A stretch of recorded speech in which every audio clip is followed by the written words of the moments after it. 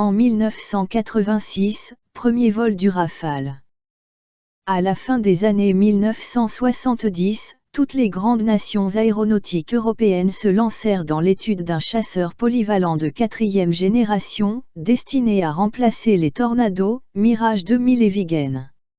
En France, Dassault présenta la CX, un prototype chargé d'intégrer les technologies les plus avancées, plan canard mobile contrôlé automatiquement, comme toutes les commandes de vol, par un ordinateur central, transmission des ordres par fibre optique, contrôle vocal, usage d'une grande proportion de matériaux composites et de titane sur la cellule. Le 12 décembre 1982, le programme était lancé. Sorti d'usine le 14 décembre 1985, le démonstrateur, la CX baptisé Rafale A, par Marcel Dassault accomplit son premier vol le 4 juillet 1986. Il est alors équipé de 2 réacteurs américains, des GEF 404. C'est un vol inaugural exceptionnel puisque le pilote Guy Mitomoruar atteignit une vitesse supersonique sans l'aide de la post-combustion, alla jusqu'à Mach 1,32 et tira 5G. 1989 fut marqué par une série d'approches et de simulations d'appontage, essais importants puisque la Marine nationale devait être le premier utilisateur de la version de série. Après 431 heures de vol, la première phase d'essai s'achevait le 12 juillet par le 460e vol. Le Rafale A entra en chantier pour remplacer le moteur gauche par un Snecma M88-2, tandis qu'à droite le F404 GE400 restait en place. La seconde phase d'essai en vol débuta le 27 février 1990. Elle se concentra sur le moteur français qui donna entière satisfaction. Le 24 janvier 1994, accompagné de 4 prototypes opérationnels, l'appareil redésigné Rafale a réalisé son 867e et dernier vol. Bien qu'habitué au succès, Dassault n'avait jamais sorti un prototype qui ait donné autant de satisfaction à ses utilisateurs.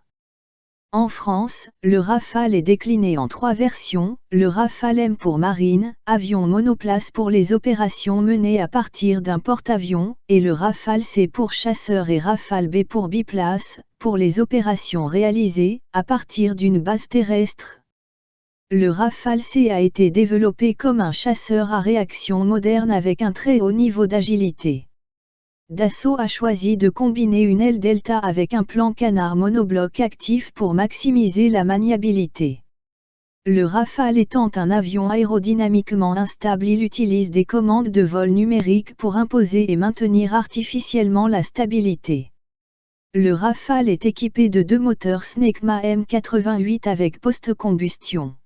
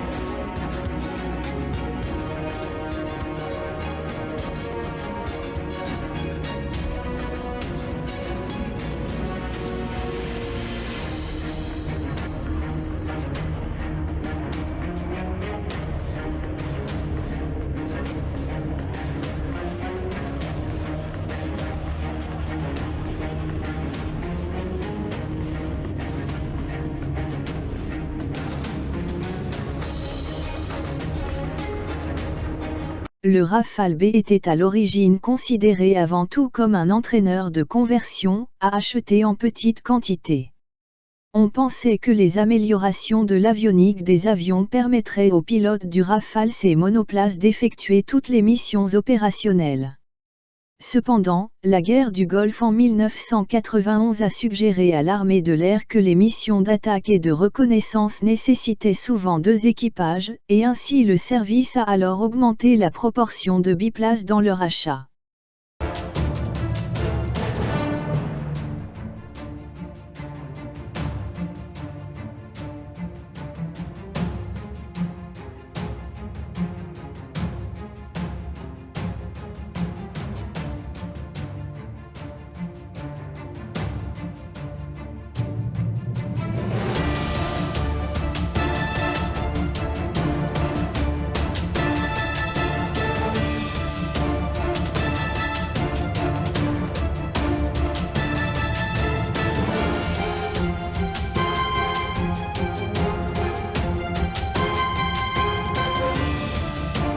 Sur le Rafale M, les trains d'atterrissage principaux Messier Bugatti Doughty sont renforcés afin de pouvoir absorber une énergie verticale d'appontage.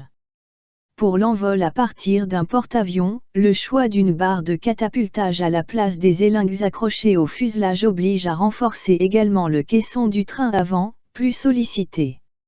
Un Rafale M pèse 700 kg de plus qu'un Rafale C, mais en vol il n'y a aucune sensation différente pour le pilote.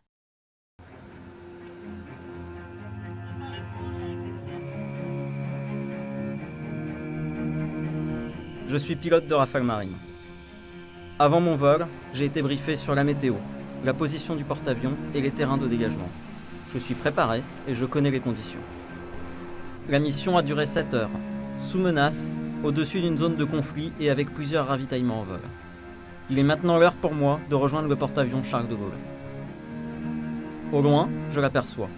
Il ne semble pas si grand malgré ses 261 mètres de long. Pour me réceptionner, le chef de quart et le commandant adjoint aviation ont défini le cap et la vitesse du porte-avions. Une fois dans son espace aérien, je prends contact avec le centre de coordination des approches, puis la passerelle aviation afin de me signaler et de recevoir en retour les derniers éléments de météo, de route et vitesse du porte-avions. À l'heure prévue, je me présente.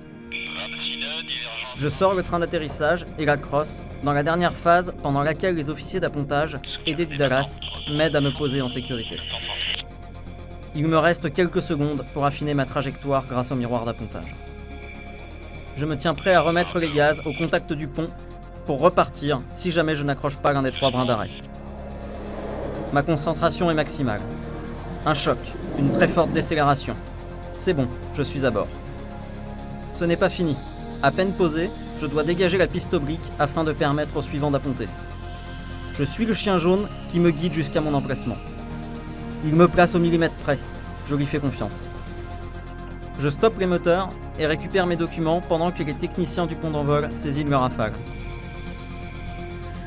Au pied de l'avion, j'échange quelques mots avec le patron d'appareil pour faire le point sur la technique. Avec les autres techniciens de la flottille, il inspectera ensuite le Rafale qui sera réparé si nécessaire.